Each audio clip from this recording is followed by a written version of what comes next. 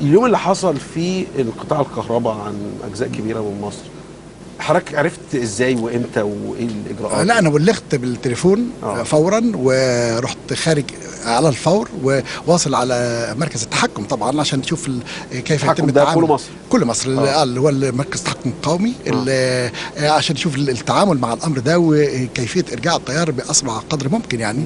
وارجع اقول لسيادتك بامانه مطلقه يعني انه مجموعه الشباب اللي بيدوروا هذا اللي قاعدين على شاشات المركز عملوا مجهود، يعني انا بعتبره مجهود كبير جدا، وقدروا يسترجعوا القدره الكهربيه او الشبكه، يلموا الشبكه على بعضها في خلال فتره وجيزه من الزمن بالمقارنه.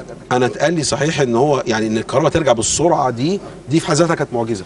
الحمد لله فعلا هو حصل مجهود كبير، ويعني وادت الى في النهايه انه ترجع. يمكن المترو كان من اكثر الحاجات اللي كانت مأثرة فينا تاثير كبير طبعا، لانه عدد كبير من الناس بيستخدموه، والكهرباء لما قطعت على المحطات المغذيه، فكان برضو اهتمام كبير كيف ترجع المترو. اعتقد في خلال ساعتين ونص من بدء العمل ده رجعت الكهرباء تاني المترو. بس طبعا احنا النهارده في وضع يسمح لنا ان احنا نقول ان شاء الله مش هتحصل تاني ان شاء الله، عشان يعني هي نرجو الا يحدث مثل ما حدث. طبعا احنا الوضع عندنا برضه في الشبكه في نوع من الحرج شويه، كريتيكال شويه، لكن ان شاء الله نرجو انه ده لا تاتي يعني ما تصلش المرحله دي كده. هل حضرتك تحققت اي مكالمه تليفونيه من السيد الرئيس؟